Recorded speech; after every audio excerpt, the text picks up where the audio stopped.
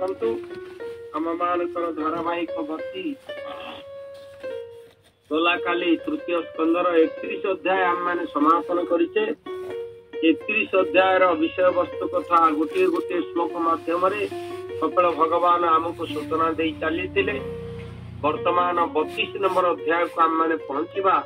ଏ 32 number ଅଧ୍ୟାୟରେ କପିଳ ଭଗବାନ ଆତ୍ମିକ ଧର୍ମାନୁଷ୍ଠାନ ଦ୍ୱାରା ଜୀବନର ଊର୍ଦ୍ଧ୍ୱଗତି ଏବଂ ତତ୍ତ୍ୱ ଜ୍ଞାନ ବିହୀନ ବ୍ୟକ୍ତିଙ୍କର ପୁନରାବର୍ତ୍ତନର କଥା ସୁନ୍ଦର ଭାବରେ ବର୍ଣ୍ଣନା କରାଯାଇଛି। ଧର୍ମ କାହାକୁ କହନ୍ତି ଏବଂ କୋଉ କୋଉ ଧର୍ମ କରିବା କଥା, କୋଉ କୋଉ ଧର୍ମ କରିବା ଦ୍ୱାରା କଣ କଣ ଲାଭଦାୟକ ପରିସ୍ଥିତି ହଉଛି ବା ଆମ ମାନଙ୍କର ଗତି କିଭଳି ଭାବରେ ଊର୍ଦ୍ଧ୍ୱଗତି ହଉଛି କି ନିମ୍ନଗତି ହଉଛି, ଏ ସମ୍ପର୍କରେ କପିଳ ଭଗବାନ ଆମକୁ ସୂଚନା ଦେଇଛନ୍ତି 32 ଅଧ୍ୟାୟରେ। ବିଶେଷ କରି ଆମ ମାନଙ୍କର ଦିବ୍ୟ ଜ୍ଞାନ ଜାଗ୍ରତ କରିବା ପାଇଁ ଏ ଯୋଉ କର୍ତ୍ତବ୍ୟ କର୍ମ ପ୍ରତିପାଳନରେ ଆମେ ମାନେ ଯୋଉ ଧର୍ମ କରୁଛେ ସେ ଧର୍ମ ସମ୍ପର୍କରେ ଆମକୁ ସୂଚନା ଦେଇଛନ୍ତି। ତେଣୁ ବିଶ୍ୱନାଥ ଚକ୍ରବର୍ତ୍ତୀଙ୍କର ସାରାର୍ଥ ଦର୍ଶିନୀ ଟୀକା ମାଧ୍ୟମରେ ବିଶ୍ୱନାଥ ଚକ୍ରବର୍ତ୍ତୀ ଠାକୁର ବିଶ୍ୱନାଥ ଚକ୍ରବର୍ତ୍ତୀ ଆମକୁ କହିଲେ ଦ୍ୱାତ୍ରିଶ୍ଚେତୋ ସକାମାନଂ ନିଷ୍କାମାଣାଞ୍ଚ କର୍ମିଣାଂ ପୁନରାବୃତ୍ୟ ନା ବୃତ୍ତି ବୃତ୍ତ୍ୟା ଭକ୍ତା ନିନ୍ଦିତଃ। ସକାମ କର୍ମ ଆଉ ନିଷ୍କାମ କର୍ମର ମୁଖ୍ୟତଃ କେତେକ ବିଷୟ 32 ଅଧ୍ୟାୟରେ ଆଲୋଚନା କରାଯାଇଛି ବୋଲି ଠାକୁର ବିଶ୍ୱନାଥ ଚକ୍ରବର୍ତ୍ତୀ ତାଙ୍କର ସାରାର୍ଥ ଦର୍ଶିନୀ ଟୀକାରେ ବର୍ଣ୍ଣନା କରିଛନ୍ତି। ତାଙ୍କର ଅଭିବ୍ୟକ୍ତି ହେଲା ତଦେବ ମବିହିତସ୍ୟ ପାପସ୍ୟ କର୍ମଣୋ ଅତିମୁକ୍ତା ବିହିତସ୍ୟ କାମ୍ୟ କର୍ମଣୋ ଗତିମାହ ଅଥେତି ଗୃହମେବ ଚ ଅବସାନ ଧର୍ମାନ ବୋଧି ଦୁହ୍ୟମାନଃ କାମ କର୍ମଞ୍ଚ ଦୁଗ୍ଧାନି ଦୁଗ୍ଧ ପୁନରପ୍ତି ଦୁଗ୍ଧ ପ୍ରାପ୍ତ ସ୍ୟାତ୍ ତୟାସ୍ତରିତି ବିହିତ କୃତ ପଶୌ ନିନ୍ଦ୍ୟ ଏକାଧିକାର ତାୟସି ତପାପାତି। ଏ ହଉଛି ସଂସ୍କୃତ ଭାଷାରେ ରଚନା କରିଥିବା ବିଶ୍ୱନାଥ ଚକ୍ରବର୍ତ୍ତୀଙ୍କର ଟୀକାର ସାର କଥା 32 ଅଧ୍ୟାୟର। ଏହି 32 ଅଧ୍ୟାୟର ସାର କଥା ଆମେ ମାନେ ଗୋଟିଏ ଗୋଟିଏ ଶ୍ଲୋକ ମାଧ୍ୟମରେ ଶ୍ରବଣ କରିବା। ଆସନ୍ତୁ ପ୍ରଥମ ପର୍ଯ୍ୟାୟରେ ଆମେ 1 ନମ୍ବର ଶ୍ଲୋକଟି ଆଜି ନବା। ଆମ ମାନଙ୍କର ଅବଗତି ନିମନ୍ତେ ତାହାର ଭାବାର୍ଥ, ତାହାର ବିଶଦାର୍ଥ ଏବଂ ତା ସମ୍ପର୍କରେ ଆମ ଜୀବନରେ କରଣୀୟ କଥା ସବୁ ଗ୍ରହଣ କରିବା। ପ୍ରଥମ ଶ୍ଲୋକଟି ହେଲା ଶ୍ରୀ କପିଳ ଭଗବାନ ଉବାଚ ଅଥ ଯୋ ଗୃହମେଧିୟାନ୍ ধর্মান এবাবসন গৃহে কামান অর্থং চ ধর্মান স্বানদগ্ধি ভূয় বিপর্চিতা। ଏ ଶ୍ଲୋକରେ କପିଳ ଭଗବାନ ଆମମାନଙ୍କୁ ସୂଚନା ଦେଲେ ଯେଉଁ ଗୃହବର୍ତ୍ତ ବ୍ୟକ୍ତି ଅର୍ଥାତ୍ ଗୃହମେଧି ଗୃହରେ ଅବସ୍ଥାନ କରି ତଥାକଥିତ ଧର୍ମାନୁଷ୍ଠାନ ଦ୍ୱାରା ଜଡ଼ ଭୋଗ ଲାଭ କରିବା ପାଇଁ ତାର ପ୍ରୟାସ କରେ, ସେ ତଦ୍ୱାରା ତାହାର ଆର୍ଥିକ ଅଭିବୃଦ୍ଧି ଏବଂ ଇନ୍ଦ୍ରିୟ ପ୍ରୀତି ଜନିତ କାମନା ପୂର୍ଣ୍ଣ କରେ, ବାରମ୍ବାର ଜନ୍ମ ମୃତ୍ୟୁର ଚକ୍ର ଭିତରେ ଘୂର୍ଣ୍ଣାୟମାନ ଭାବରେ ସେ ବୁଲୁଥାଏ।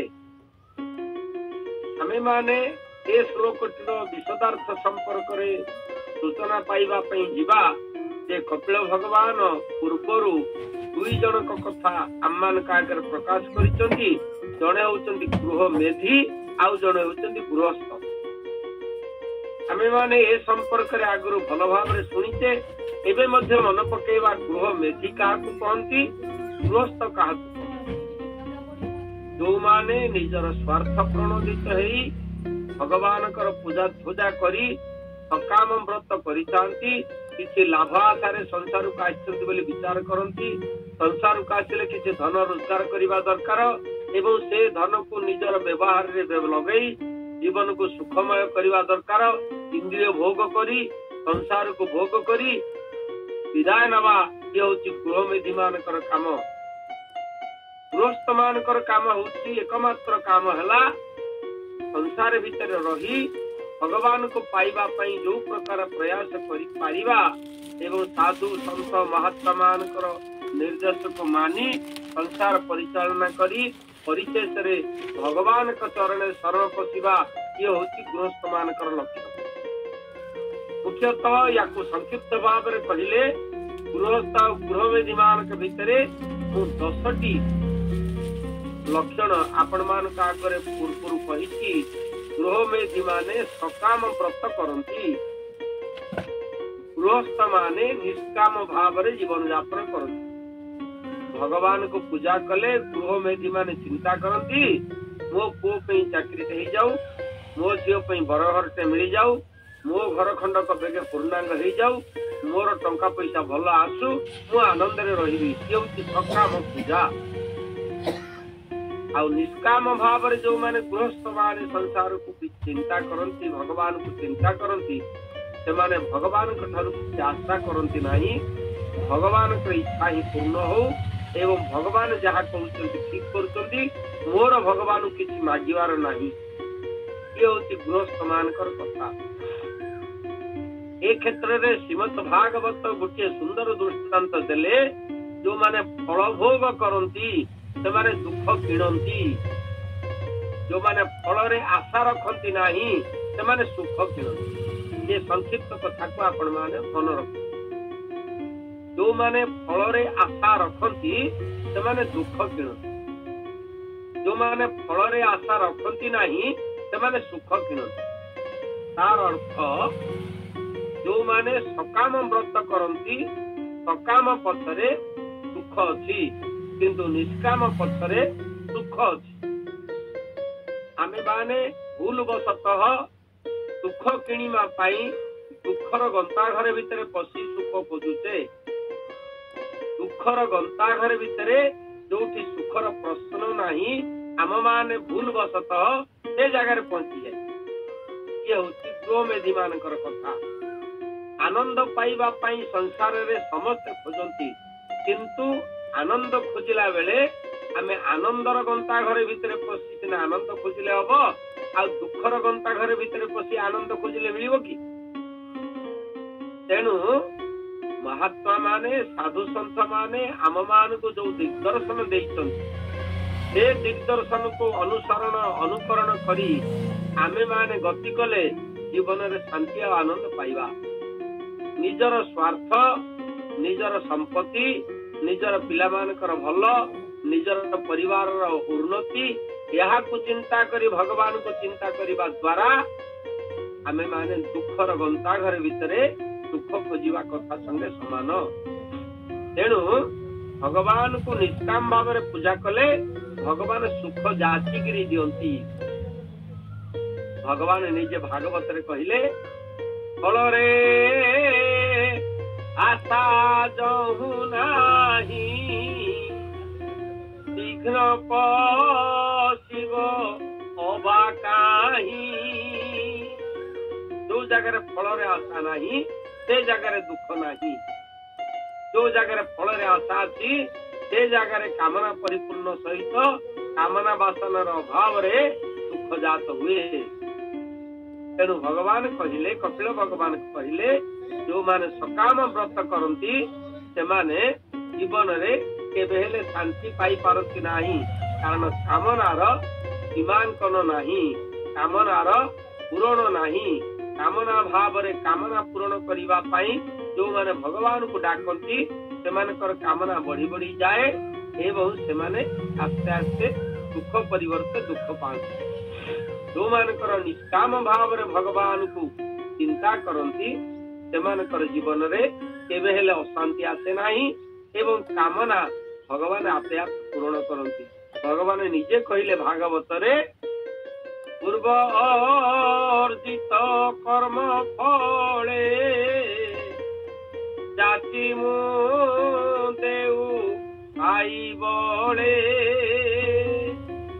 ମାଗିଲେ ମିଳିବ, ନ ମାଗିଲେ ମଧ୍ୟ ଭଗବାନ ଯାଚିକିରି ଦେବେ ଆମର କର୍ମ ଫଳ ଅନୁସାରେ। ପ୍ରହ୍ଲାଦ ଭଗବାନ ଗୋଟେ ସୁନ୍ଦର କଥା କହିଲେ ଏ କ୍ଷେତ୍ରରେ। ରାକ୍ଷସ ବାଳକ ମାନଙ୍କୁ କହିଲେ, ଯେମିତିକା ଆମେ ମାନେ ବାରମ୍ବାର ସୁଖ ପାଇବା ପାଇଁ ପ୍ରୟାସ କଲେ ମଧ୍ୟ ସୁଖ ମିଳେ ନାହିଁ, ଦୁଃଖ ଆସେ। ସୁଖ ପାଇବା ପାଇଁ ବାରମ୍ବାର ଦୁଃଖ ପାଇବା ପାଇଁ ଆମେ ପ୍ରୟାସ ନ କଲେ ମଧ୍ୟ ଦୁଃଖ ଯେମିତି ଆସୁଛି, ସୁଖ ପାଇବା ପାଇଁ ପ୍ରୟାସ ନ କଲେ ମଧ୍ୟ ସୁଖ ସେମିତି ଆସେ। ଭଗବାନଙ୍କୁ ମାଗିଲେ ଯେତିକି ମିଳିବ, ଭଗବାନଙ୍କୁ ନ ମାଗିଲେ ସେତିକି ମିଳିବ। ଭଗବାନଙ୍କ ନିକଟରେ ଆଶା ପୋଷଣ କଲେ ଆମକୁ ଯେତିକି ପ୍ରାପ୍ତି ହବ, ଭଗବାନଙ୍କ ନିକଟରେ ଆଶା ପୋଷଣ ନ କଲେ ଆମକୁ ସେତିକି ପ୍ରାପ୍ତି ହବ। କାରଣ ପ୍ରାପ୍ତିଟା ଏ ଜନ୍ମର ନୁହଁ, ପ୍ରାପ୍ତିଟା ହଉଛି ପୂର୍ବ ଜନ୍ମ। ପୂର୍ବ ଜନ୍ମର କର୍ମ ଫଳ ଅନୁସାରେ ଆମର ପ୍ରାପ୍ତି ହଉଛି। ଆମେ ମାନେ ଭୁଲ ବଶତଃ ତାହାକୁ ଏ ଜନ୍ମର କର୍ମ ବୋଲି ବିଚାର କରୁଛେ। ଜଣେ ବ୍ୟବସାୟ କରୁଛି, ଦୁଇ ଜଣ ଲାଗି ଲାଗି ବ୍ୟବସାୟ କରୁଛନ୍ତି, ଏକା ବ୍ୟବସାୟ କରୁଛନ୍ତି। ଜଣଙ୍କର ପ୍ରଚୁର ଲାଭ ହଉଛି, ଜଣଙ୍କର ବିଲକୁଲ ଲାଭ ହଉଛି।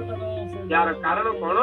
ଗୋଟିଏ କ୍ଷେତ୍ରରେ ଦୁଇ ଭାଇ ଏକା ଭଳିଆ ବ୍ୟବସାୟ କଲେ ମଧ୍ୟ ଜଣଙ୍କର ଲାଭ ହଉଛି, ଜଣଙ୍କର କ୍ଷତି ହଉଛି। ଆମେ ମାନେ ବିଚାର କରିବା, ଏକା ସ୍ଥାନରେ ଏଭଳି ବେପାର କରିବା ଦ୍ଵାରା ଏଭଳି କେମିତି ହେଲା, ଭିନ୍ନ ଭିନ୍ନ ଫଳ ମିଳିଲା। ଏ ସମ୍ପର୍କରେ ବଶିଷ୍ଠ ମହର୍ଷିଙ୍କର ଏକ ଉକ୍ତି ଆପଣ ମାନଙ୍କ ଆଗରେ ମୁଁ ପ୍ରକାଶ କରିବି। ବଶିଷ୍ଠ ମହାରାଜା ଭରତଙ୍କୁ ଉପଦେଶ ଛଳରେ ଯାହା କହିଛନ୍ତି ସେ କଥା ଏହା ଯେ, ଶୁନହୁ ଭରତ ଭାବି ପ୍ରବଲ, ଶୁନହୁ ଭରତ ଭାବି ପ୍ରବଲ, ବିଲକ୍ଷିତ ହଉ ମୁନିନାଥ, ହାନି ଲାଭ ଜନମ ମରଣ, ଦଶ ଅପଯଶ ବିଧି ହାତ, ଦଶ ଅପଯଶ ବିଧି ହାତ। ଆମେ ମାନେ ସୁଖ ପାଇବା କିମ୍ବା ଦୁଃଖ ପାଇବା ତାହା ଏ ଜନ୍ମର କର୍ମ ଫଳ ଉପରେ ନିର୍ଭର କରେ ନାହିଁ। ଏ ଜନ୍ମର କର୍ମ ଫଳ ଆସନ୍ତା ଜନ୍ମ ପାଇଁ ଆମେ ସ୍ଥାପନ କରୁଛେ। ପୂର୍ବ ଜନ୍ମର କର୍ମ ଫଳ ଏବେ ଭୋଗ କରୁଛେ। ତେଣୁ ଆମେ ଯୋଉ ସୁଖ ପାଉଛେ ଇଏ ପୂର୍ବ ଜନ୍ମର ଫଳ, ଆମେ ଯୋଉ ଦୁଃଖ ପାଉଛେ ଇଏ ମଧ୍ୟ ସେଇ ପୂର୍ବ ଜନ୍ମର କର୍ମର ଫଳ। ତେଣୁ ଏ ଜନ୍ମରେ ସୁଖ ପାଇବା ପାଇଁ ଯୋଉମାନେ ପ୍ରୟାସ କରନ୍ତି ସେମାନେ ଭୁଲ କରନ୍ତି। ଆସନ୍ତା ଜନ୍ମରେ ସୁଖ ପାଇବା କେମିତିକା, ସେଥିପାଇଁ ନିଷ୍କାମ ଭାବରେ ଭଗବାନଙ୍କ ନିକଟରେ ସମର୍ପିତ ଭାବରେ ଚିନ୍ତା କରିବା ପାଇଁ ପଡିବ। ତେଣୁ କପିଳ ଭଗବାନ କହିଲେ, ଗୃହସ୍ଥର ଲକ୍ଷ୍ୟ ହଉଛି ଇନ୍ଦ୍ରିୟ ତୃପ୍ତି, ଧନ ସମ୍ପତ୍ତିର ବୃଦ୍ଧି, ପାରିବାରିକ ସମୃଦ୍ଧି। ୟା ଦ୍ୱାରା ସେ ଭାବେ ମୁଁ ଭଗବାନଙ୍କୁ ପାଇବି। ସତରେ ସେ ଭଗବାନଙ୍କୁ ପାଇବ କଣ? ଆନନ୍ଦ ପାଏ, କିନ୍ତୁ ସିଏ ଜନ୍ମ ମୃତ୍ୟୁର ଚକ୍ରରୁ ଉଦ୍ଧାର ପାଇପାରେ ନାହିଁ।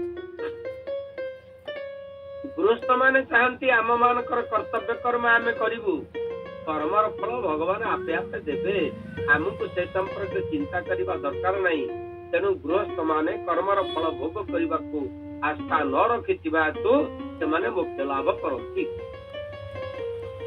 ଆଉ ପୁନରପି ଜନନଂ ପୁନରପି ମରଣଂ ପୁନରପି ଜନନୀ ଜଠରେ ଶୟନମ୍, ଏ ଯୋଉ ସଂସ୍କୃତି ଜନ୍ମ ମୃତ୍ୟୁର ଚକ୍ର ଗୃହସ୍ଥ ମାନଙ୍କ ପାଇଁ ବନ୍ଦ ହେଇଯାଏ। ଗୃହ ମେଧି ମାନଙ୍କ ପାଇଁ ଏହା ଉନ୍ମୁକ୍ତ ଭାବରେ ଥାଏ। ତେଣୁ ବନ୍ଧୁ ବାନ୍ଧବ ଜ୍ଞାତି କୁଟୁମ୍ବ ମେଳରେ ଗୃହସ୍ଥ ମାନେ ଥିଲେ ମଧ୍ୟ ଈଶ୍ୱରଙ୍କ ଠାରେ ମନ ରଖିଥାନ୍ତି ଏବଂ ଈଶ୍ୱର ପ୍ରୀତି ତାଙ୍କର ଏକମାତ୍ର ଲକ୍ଷ୍ୟ ହେଇଥାଏ। ଗୃହମେଧି ମାନେ ସେଇ ବନ୍ଧୁ ବାନ୍ଧବ ଜ୍ଞାତି କୁଟୁମ୍ବଙ୍କ ପାଖରେ ଥିଲେ ମଧ୍ୟ ସେମାନଙ୍କର ଇନ୍ଦ୍ରିୟ ପ୍ରୀତି ଅର୍ଥାତ କେମିତି ମୁଁ ସୁଖ ପାଇବି, ମୋ ପରିବାର ସୁଖ ପାଇବ, ସେଇଥିରେ ତାର ମନ ଥାଏ, ଯାହା ଫଳରେ ଗୃହମେଧି ମାନଙ୍କର ମୁକ୍ତି ନାହିଁ। ତେଣୁ ମୁଖ୍ୟ ଲାଭ କରିବା ପାଇଁ ହେଲେ, ଜନ୍ମ ମୃତ୍ୟୁର ଚକ୍ରରୁ ଉଦ୍ଧାର ପାଇବା ପାଇଁ ହେଲେ आम मानकु गृहस्थ भली अर्थात भगवान चिंता निष्काम भाव करी लाभदायक भाव जीवन यापन करने पड़ो। से होची श्लोकर गोमात सुण सावधाने संशय तेजी शुद्ध मने प्राणी जात ना गति जेते कहली तुम्हार अग्रति कामीर कर्म गति जेते विधि निषेध तेनी मते जे प्राणी गृह धर्मे ठाई स्वधर्म नित्य आचर। तृतीय स्कंद सचापि भगवत धर्म काम मूढ़ परान्मुख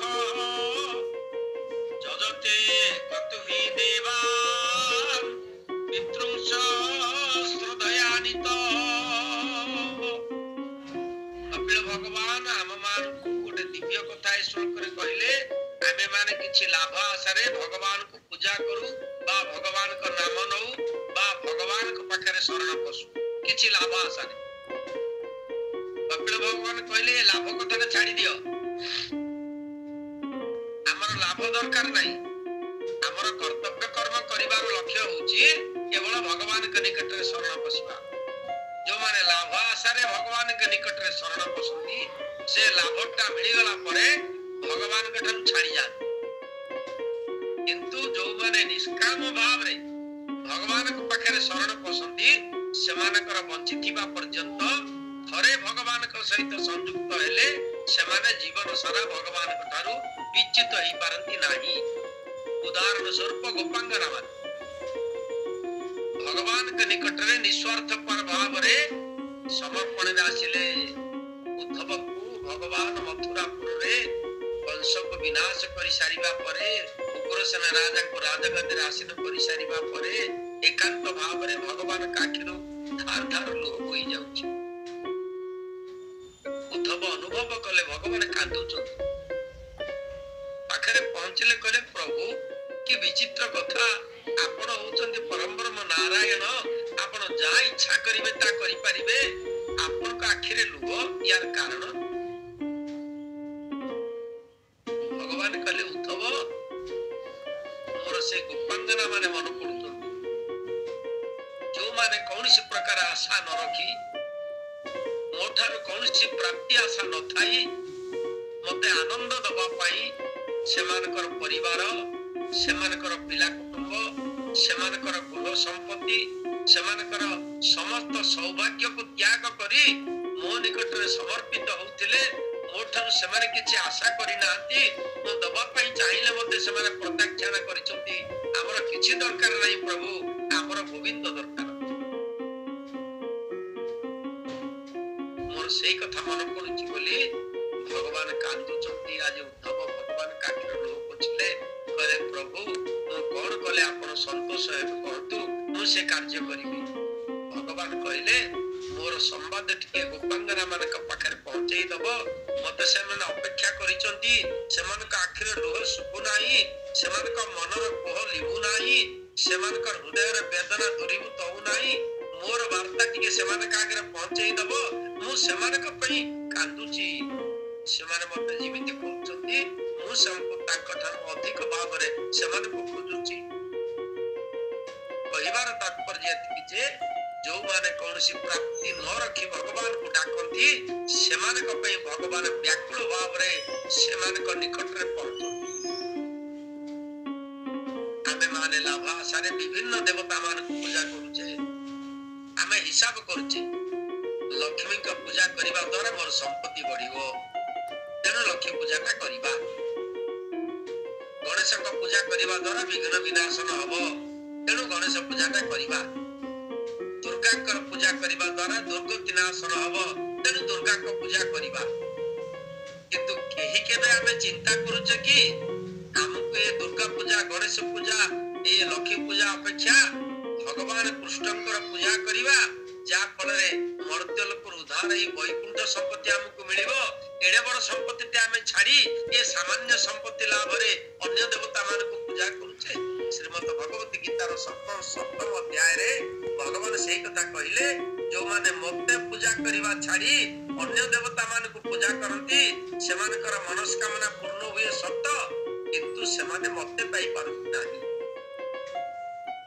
तेणु आमे विचार करिबा आमे भगवान को पाइबा पे इच्छा करिबा ना भगवान को प्रदत्त संपत्ति पाइबा पे इच्छा करिबा। ए कथा आम मान को ऊपर निर्भर करे। आम मान कर प्रकृति आम मान कर इच्छा आम मान कर लक्ष्य अनुसार आमे प्राप्ति होबा। बड़े सुंदर दृष्टांत देवी जड़े अति उच्च कोटिर संत भगवान राम कर कथा कहिबा पे आसिले बहु संख्यार लोक माने बसती राम कथा श्रवण करिबा पे। साधु जनक कहले पिला माने मु तम पे उठे सुंदर उपा ना केतक रामकर मूर्ति आनिची केतक रावणर मूर्ति आनी तमे माने समस्त राम भक्त मु आशा करूची तमे माने समस्त गोटे गोटे रामकर मूर्ति नब। किए रामकर मूर्ति नब दुई हाथ टेक समस्त दुई हाथ टेकिले किए रावणर मूर्ति नब गोटे गोटे हाथ टेक केही हाथ टेकिले। साधु जनक खुशी हो गले कहले जाओ आपण माने इतनी प्रगाढ़ भाव रे राम भक्ति करूचंती जा फल रे रामकर गोटे गोटे मूर्ति ने पूजा करिया पे चाहुचंती। रावण भलिया राक्षसर मूर्ति आपण नबा पे चाहुनांती जहा परम भाग्यर कथा। प्रवचन सरिला परे आपण माने जण जण करी कि बाहर को जिबे निज घर को गला बेले एवं बाहर को बाहरला को गोटिए पाखरे रामकर मूर्ति जाक अछि गोटिए पाखरे रावणर मूर्ति जाक अछि। आपण माने निज निजर इच्छा मुताबिक रावण मूर्ति हो नले रामक मूर्ति हो गोटिए नै करी जिबे गोटिए नेबे जण जण करी जिबे एकुटिया जिबे का कथा के जेमति जानिबो आपण कोन नेले के जेमति जानिबे। ए कथा छिडिला जण जण करी बाहर को गले एवं गोटे गोटे मूर्ति काखरे जाकी करी घर को गले। जेतबेले सर्वशेष रे अनुष्ठानर सभापति जे साधु को डाकी थिले हरि कथा राम कथा कहिबा पई कहले महाराज समस्त तो गले चलतो आमे मध्ये जीवा। बाहर को आसी देखिला को रावणर मूर्ति जाक लोक नै कि जाइचंती रामकर मूर्ति रो गोटिए के नै ना। साधु टिका हसिले कहले देखुछ समस्त कहिले आमे रामकर मूर्ति नबु किंतु नेलाल को रावणर मूर्ति नै छ एही हेले गोटिए रामकर मूर्ति केही नै ना सब जाक रावणर मूर्ति नै छ।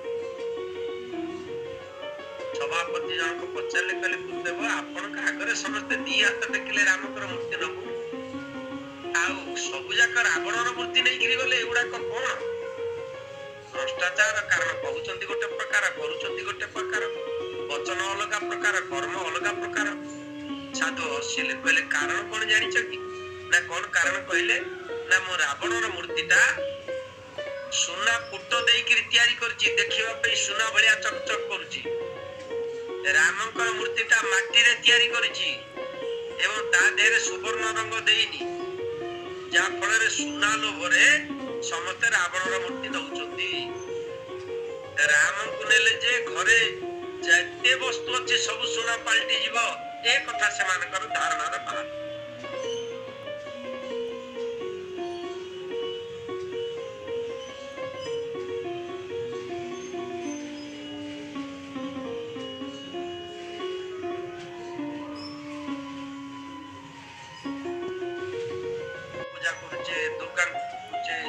लक्ष्मी की पूजा करूचे कारण किछि संपत्ति आसारे हमको समस्त संपत्ति देबे केवल भगवान। तेणु कपिल भगवान कहले जो माने भगवान श्री कृष्ण को पूजा करती किंबा राम को पूजा करती किंबा नारायण को पूजा करती किंबा जगन्नाथ को पूजा करती से माने समस्त संपत्तिर मालिक होती।